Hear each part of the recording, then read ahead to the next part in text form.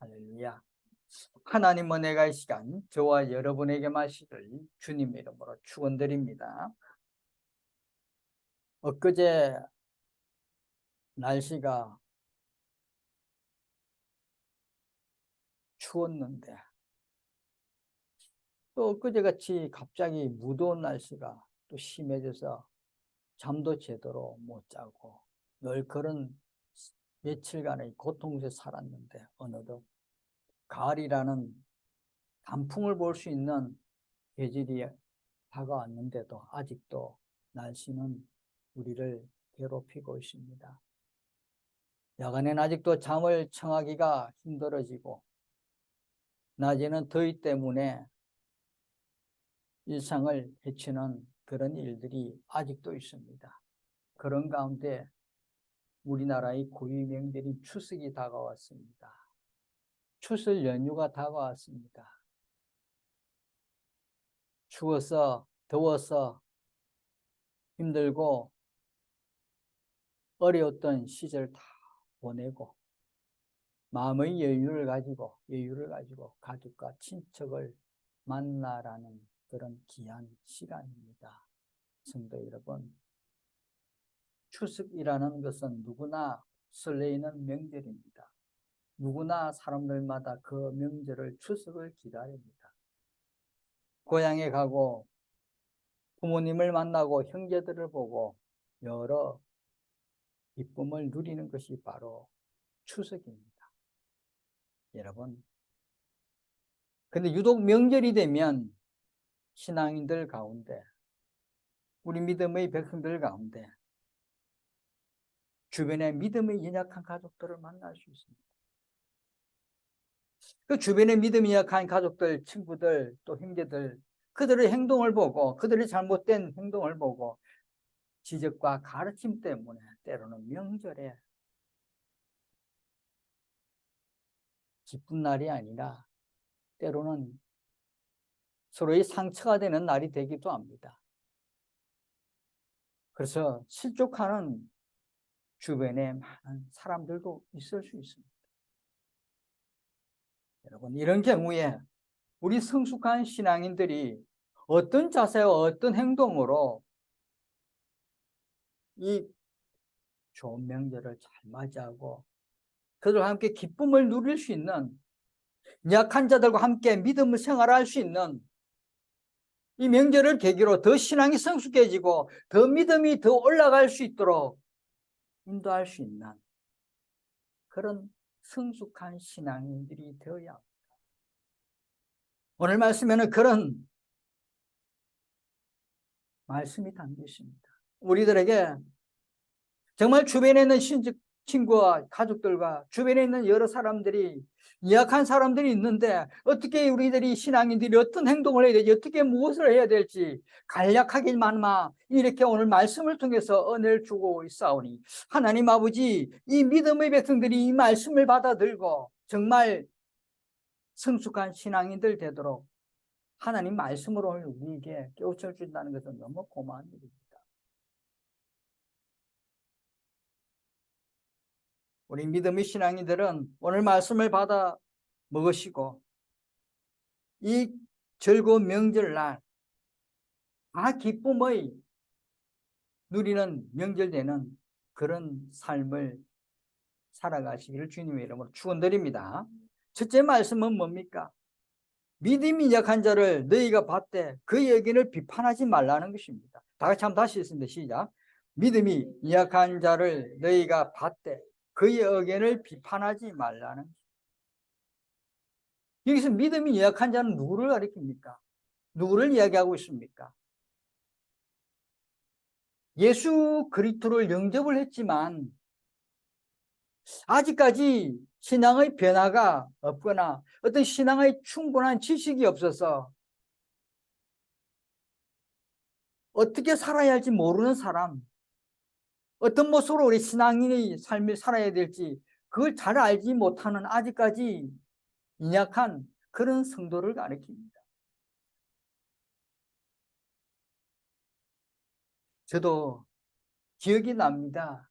하나님을 영접을 하고 변화가 없는 시절에 제가 많이 보고 많이 겪었던 일 중에 하나가 오늘 말씀에 나오는 것입니다.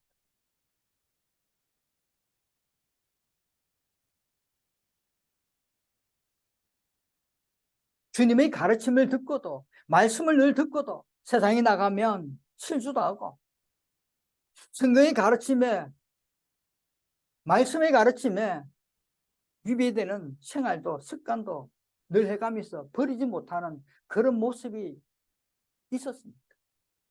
그것이 바로 연약한 신앙인데, 하지 말라는 것, 말씀에 하지 불경건한 그런 말씀을 듣고도 세상에 나가면 세상에 동화돼서 잊어버리고 세상같이 또 살아갑니다. 이게 연약한 자들의 모습입니다.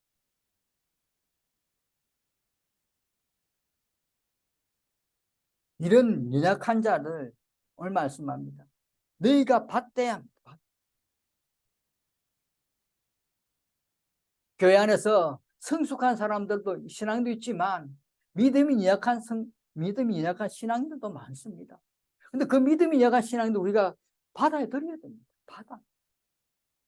환영하고 영접하고 받아들인다는 의미가 바로 받대는 받대. 가족을, 신지를 신앙이 연약하다고 우리가 안 받아들이면 되겠습니까? 받아들여야죠. 직장 생활에, 사회생활에서 믿는다고 하는데 보면 영 아닌 것 같은데 그래도 우리 받아들여요. 그들을 환영하고 받아들여요. 왜요? 모르기 때문에, 아직 깨우침이 없고 신실한 신앙이 되지 못했기 때문에 받아들여요.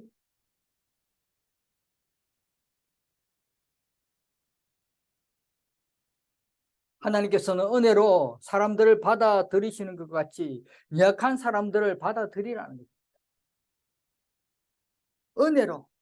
은혜로 사람들을 받아들여.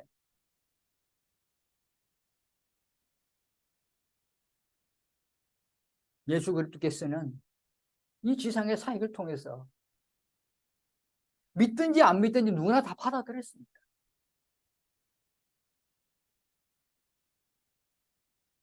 이런 예수님의 모습을 보면서 우리들도 세상에 나가서 주변에 명절이 되면 친척 누구나 만나더라도 받아들여야 됩니다.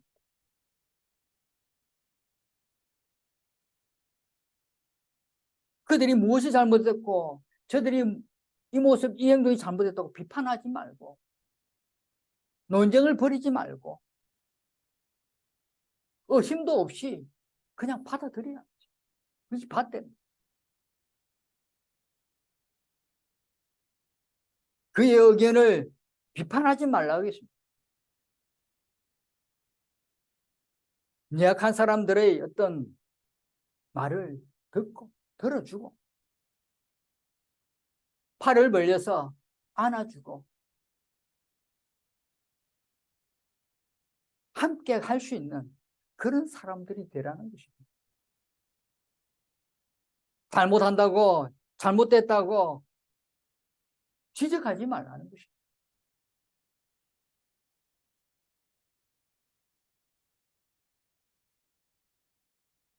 지적이 때로는 실족하게 할 수 있습니다.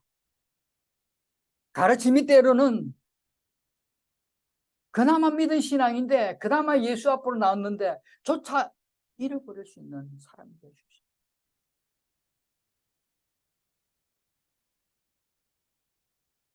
우리가 너무나 잘 아는 둘째 아들의 아버지가 어떻게 품었습니까? 누가복음 15장 11절과 24절 말씀을 보면 아버지 유산을 상속받아서 여러 나라에 가서 잘 먹고 잘 살았던 그 둘째 아들, 그 아들이 재산을 다 탕진하고 다 잃어버리고 갈 데가 없으니까 이제는 아버지 쪽으로 돌아오려고 합니다. 아버지 앞에 나타났습니다. 그의 모습이 어떻습니까? 거지 같은 모습입니다. 누더기 옷을 입고 냄새가 나는 그 아들이었습니다. 아버지는 그 아들을 보면서 어떻게 했습니까? 화를 냈습니까? 이 자식아, 내가 돈을 가지고 어디다 다 썼느냐? 내 말을 듣지 않더니 이 꼴이 무엇이냐? 어디 가서 무슨 일을 하고 돌아다녔느냐? 니 한번 이야기해봐라. 니 한번 나에게 그런 이야기 속생 다 이야기해봐라고 아버지는 그랬습니까?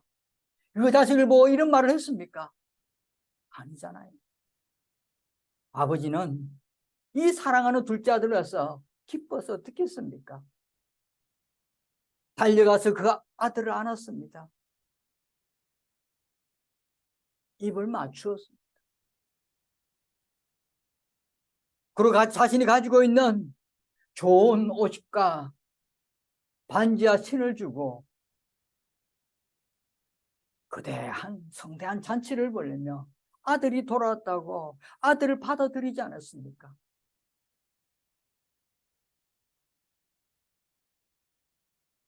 여러분, 이렇게 믿음이 성숙한 사람들은, 믿음이 성숙한 신앙인들은 아들의 잘못된 부분을 전혀 비판하지 않고 마지막 아버지와 같은 믿음으로 약한 성도들을 받아들여야 한다는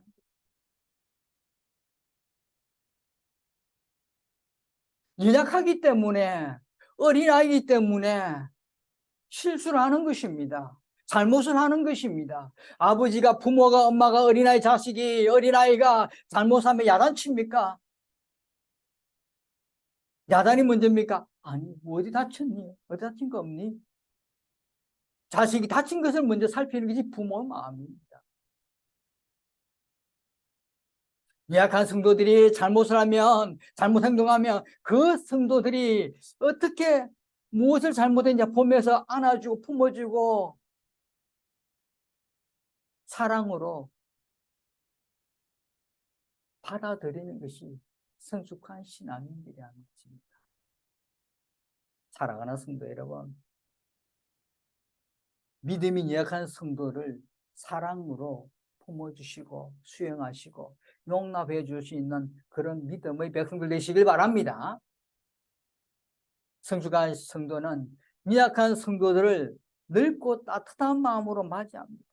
비판보다 기쁘게 맞이하는 것이 성숙한 신앙인들입니다.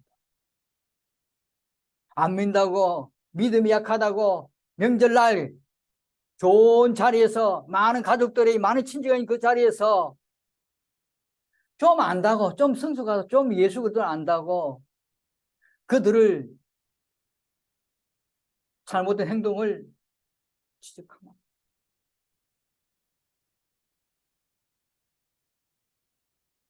비판이 아니라, 비난이 아니라 사랑으로 받아들이고 사랑으로 이끌어가고 사랑으로 교제를 나눕니다.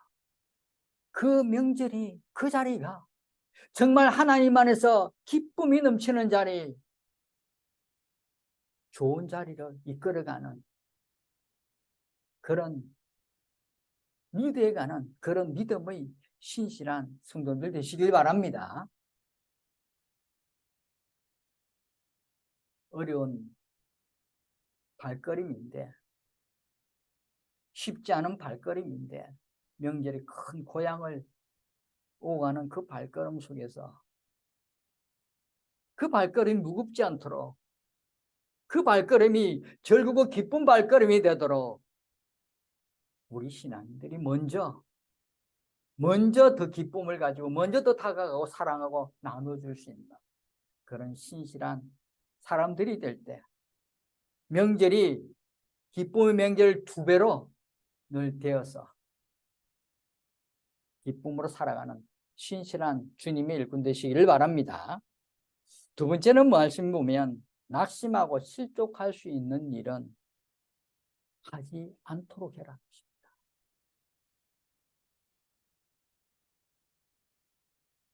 사람들마다 각자마다 생각과 행동과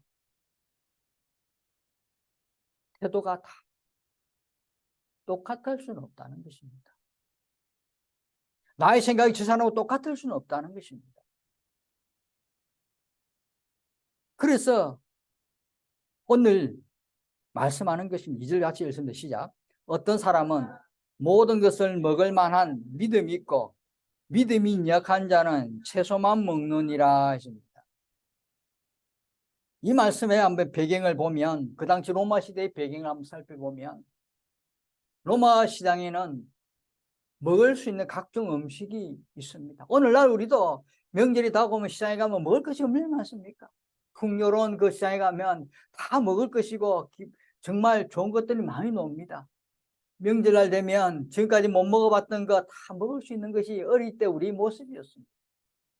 어릴 때 통닭이 먹어지는데 명절만 되면 통닭을 먹을 수 있었습니다. 문어가 먹고 싶으면 명절만 되면 문어가 먹을 수 있습니다. 달걀이 먹고 싶은데 명절만 되면 달걀이, 삶은 달걀을 먹었습니다. 이게 명절입니다. 그런데 로마 시장에서 파는 고기 대부분은 로마에서 숭배되던 신들을 위해 제물로 드려졌던 것을 그렇게 사람들이 들고 나와서 팔았던 것입니다. 즉 우상 숭배에 쓰였던 제물을 가져와서 팔은 것이 문제가 되는 것입니다. 로마 성도들 중에는 우상 숭배를 위해서 쓰인 제물을 불결한 것으로 여겨 먹지 않고 채소만 먹는 사람들이 그 당시에 있었습니다. 그리고 이들과 반대로 음식이 사람을 더럽게 하지 못하는 것이라고 여기에서 자유롭게 여러 가지 음식을 시장에서 파는 여러 가지 고기들도 사서 먹는 사람도 있습니다. 이런 상황에서 무엇을 먹어야 하는지, 어떻게 해야 하는지 믿음이 미약한 자들은 생각하는 수밖에 없는 것입니다. 우상 숭배의 제물을 먹지 말라고 했는데 좀 먹는다. 내가 어떻게 하지? 하나님께서 허용하시는 것은 무엇이고 허용하지 않는 것은 무엇인지에 대해서 어떻게 내가 해야 될지. 저 사람들 먹는데 아니 나는 분명히 말씀에서 불결한 거 먹지 말라고 했는데 저 사람들 먹는데 나는 지금 어떻게 해야지? 이 사람들은 채소만 먹고 있고 같은 신앙 이 사람 채소 먹고 이 사람은 고기도 먹는다. 나는 어떻게 해야 될지? 무엇이나 먹어도 괜찮다는 생각하는 그리스도인이 있는가 하면 반대로 채식만 해야 한다는 사람도 있습니다. 그래서 사람의 생각과 내 생각과 다른 사람이 틀리다는 것입니다. 무엇을 먹느냐가 믿음의 기준이 된다는 말처럼 여겨질 수 있습니다.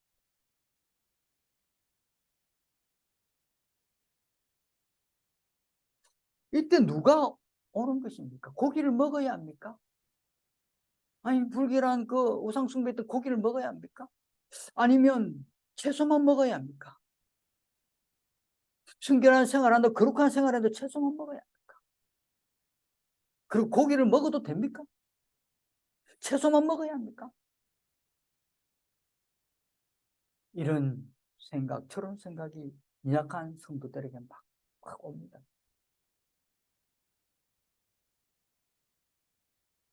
여러분, 명쾌한 결론을 내리기가 상당히 어렵습니다.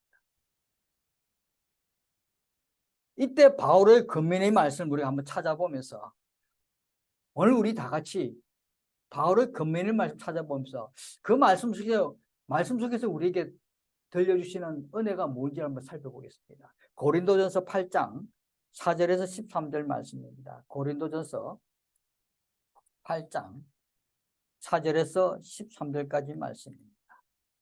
고린도에서 8장 4절에서 13절 말씀 다 신약성경 271쪽 됐다 찾았습니다. 같이 천천히 읽어보겠습니다. 시작. 그러므로 우상의 제물을 먹는 일에 대하여는 우리가 우상은 세상에 아무것도 아니며 또한 하나님은 한 분밖에 없는 줄 아노라. 비록 하늘에나 땅에나 신이라 불리는 자가 있어 많은 신과 많은 주가 있으나 그러나 우리에게는 한 하나님 곧 아버지가 계시니 만물이 그에게서 났고 우리도 그를 위하여 있고 또한 한 주 예수 그리스도께서 계시니 만물이 그로 말미암고 우리도 그로 말미암아 있느니라. 그러나 이 지식은 모든 사람에게 있는 것이 아니므로 어떤 이들은 지금까지 우상에 대한 습관이 있어 우상의 제물을 알고 먹는 거로 그들의 양심이 약하여지고 더러워지느니라. 음식은 우리를 하나님 앞에 내세우지 못하나니 우리가 먹지 않는다고 해서 더 못 먹는 것도 아니고 먹는다고 해서 더 잘 사는 것도 아니니라. 그런즉 너희의 자유가 믿음이 약한 자들에게 걸려 넘어지게 하는 것이 되지 않도록 조심하라. 지식 있는 내가 우상의 집에 앉아 먹는 것을 누구든지 보면 그 믿음이 약한 자들의 양심이 담력을 얻어 우상의 재물을 먹게 하지 않겠느냐. 그러면 내 지식으로 그 믿음이 약한 자가 멸망하나니 그는 그리스도께서 위하여 죽으신 형제라. 이같이 너희가 형제에게 죄를 지어 그 약한 양심을 상하게 하는 것이 곧 그리스도에게 죄를 짓는 것이니라. 그러므로 만일 음식이 내 형제를 실족하게 한다면 나는 영원히 고기를 먹지 아니하여 내 형제를 실족하지 않게 하리라. 아멘. 금방 읽던 말씀에서는 우상은 사실은 아무것도 아니며 아무 영향력도 없으니, 그러니 우상 숭배의 제물로 쓰였던 고기는 일반 고기야 다를 것이 전혀 없다는 것입니다. 그런데 여러분, 지식 없는 성도가 이런 고기는 부정하다고 하여 채소만 먹습니다. 아직까지 이런 신앙의 성숙도가 올라가지 않은 성도는 이 내용을 잘 모르기 때문에 부정하다고 채소만 먹습니다. 채소만 먹는 성도가 고기를 먹는 성도를 볼 때 어떤 마음이 들겠습니까? 아, 저거 봐라. 먹지 말한 게도 왜 먹고 있지? 우상 제물에 쓰는 고기인데 먹으면 안 되는데 왜 먹는 거야? 교회 가면 예배될 때 그런 거 보지도 말고 만지도 말고 먹지도 말라고 해놓고 본인들은 먹는다. 실망할 것입니다. 때로는 낙담갈 것입니다. 때로는 그런 상황에 그런 여러 사람 행동을 볼 때 아마도 믿음이 약한 사람 실족할 수도 있습니다.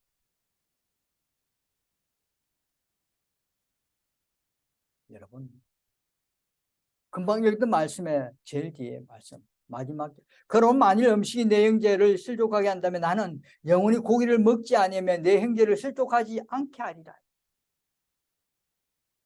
천하보다 귀한 한 형제가 우리들의 자유로운 어떤 행동으로 실족한다면 문제가 됩니다. 말씀에 그러면 내 지식으로 그 믿음이 약한 자가 멸망하나니 그는 그리스도께서 위하여 죽으신 형제라. 이같이 너희가 형제에게 죄를 지어 그 약한 양심을 상하게 하는 것이 곧 그리스도에게 죄를 짓는 것이다. 그죠? 형제가 실족한다면 그리스도에게 죄를 짓는 것입니다. 문제가 됩니다. 마가복음 9장 41에 말씀합니다. 또 누구든지 나를 믿는 이 작은 자들 중 하나라도 실족하게 하면 차라리 연자 맷돌이 그 목에 매여 바다에 던져지는 것이 나으니랬습니다. 엄청난 엄중의 경고의 말씀입니다. 이 작은 자들 중 하나라도 실족하게 하면 차라리 연자 맷돌이 그 목에 매여 바다에 던져지는 것이 낫다는 것입니다.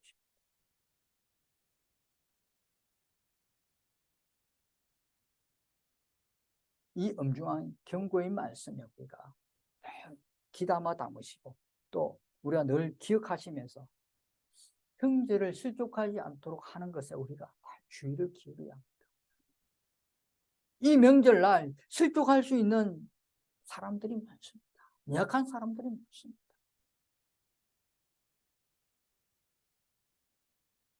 연약한 성도가 우리들의 모습, 우리들이 자유로운 모습을 보고 실망하고 실족할 가능성이 있는 일이라면 우리는 그것을 하지 말아야 합니다. 만일 음식이 내 형제를 실족하게 한다면 나는 영원히 고기를 먹지 아니하면 내 형제를 실족하지 않게 하리라.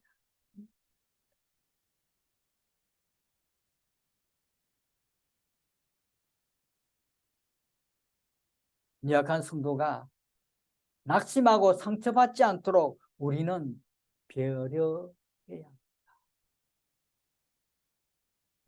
우리가 할 수 있는 배려는 그들이 실족하지 않도록 품어주고 안아주고 사랑으로 다가가는 것입니다.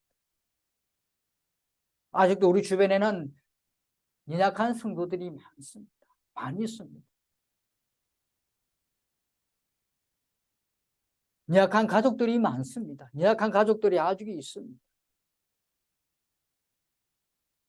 그래서 우리가 이번 명절에는 이 연약한 사람들을 사랑으로 수용하고 용납하고 받아들일 때